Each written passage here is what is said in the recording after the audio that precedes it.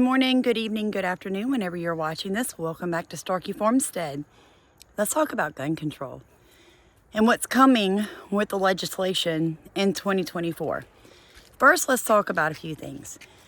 I grew up in the generation of young people that carried guns like rifles, pocket knives, and we wore camo to school because we went hunting prior to school and we intended to go hunting after school. Now, we kept loaded guns in our vehicles on our school campuses. And guess how many school shootings we had? Guess how many stabbings we had? So my question is this: what has changed so much that the new generation coming up will bring a gun from home or from where they stole it to a school and shoot their schoolmates? What is causing that now when we had guns readily available in our vehicles, and yet we did not solve our problems by going to get our loaded guns in our vehicles and going back into the school and killing people?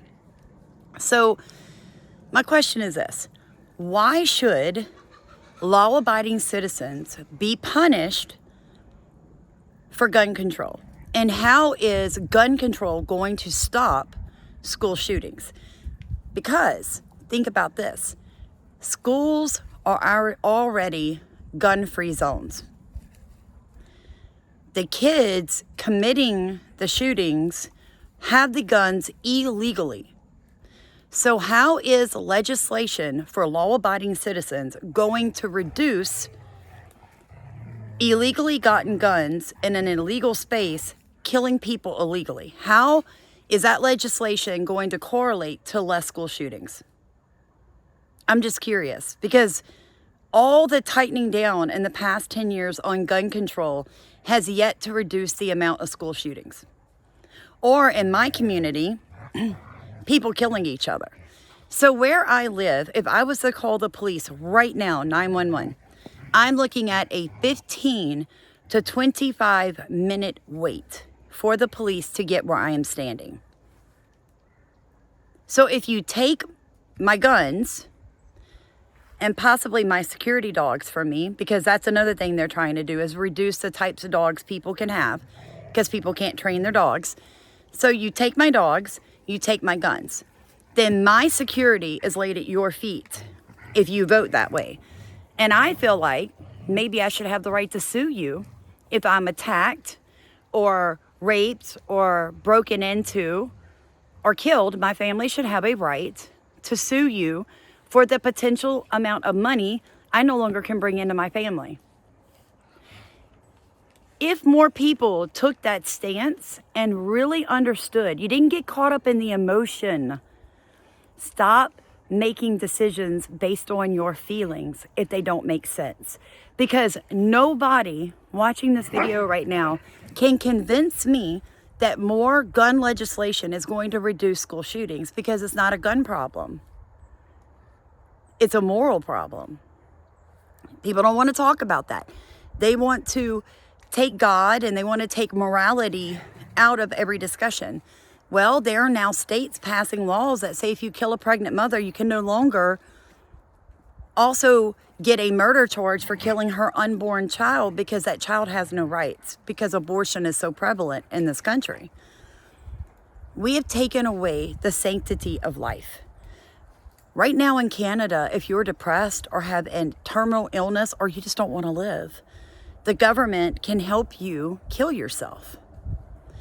Now, when I think about that, when I think about the amount of people that are okay with that, you're raising the kids that are okay with going into a school and killing people that bully them or hurt their feelings that day. And now I know that that may seem very harsh, but what I'm trying to tell you is you cannot separate right and wrong and morality from legislation. And legislation cannot dictate morality. If it did, we would not need a death sentence for murdering people to stop people from murdering people. It doesn't, laws don't stop crime. Laws are supposed to punish people who step out of normal behavior, So when people are proposing laws to stop crime, I have a problem with that because you're not stopping anything.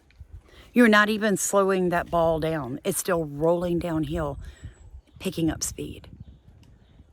There has to be other discussions. There has to be other options. There has to be more intervention, because you saying, hey, we're going to make it illegal for people to have an AR-15. Why can't I have an AR-15? Why can't my husband? We have a house full of guns and 2 dogs, big dogs. So I have 3, but the big ones are the ones you have to worry about. So far, they've never mauled anybody, and so far my guns have never shot anyone.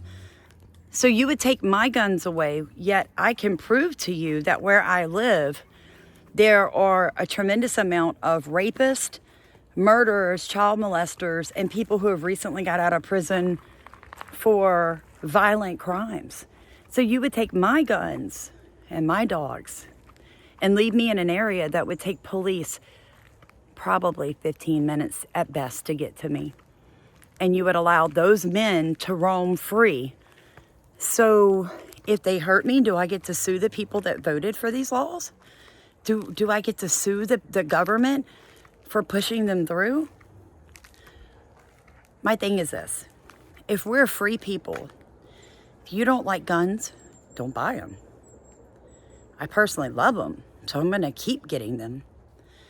Why do I have to give up my guns and my safety net to make you sleep better at night? Because it's not my kids who were raised with guns that are killing people. It's not mine.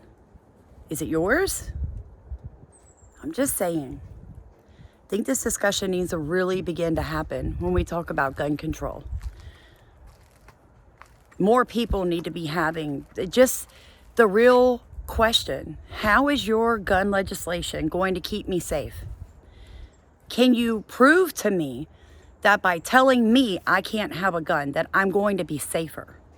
Because it's not going to stop the drug dealer carrying his gun. It's not going to stop the illegal aliens from arming themselves. It's not going to stop the person breaking into my house. It's not going to stop him from having a gun. So I'm just saying, how is your legislation going to keep me safer? And if you can prove that to me, maybe we can sit down and have a cup of coffee.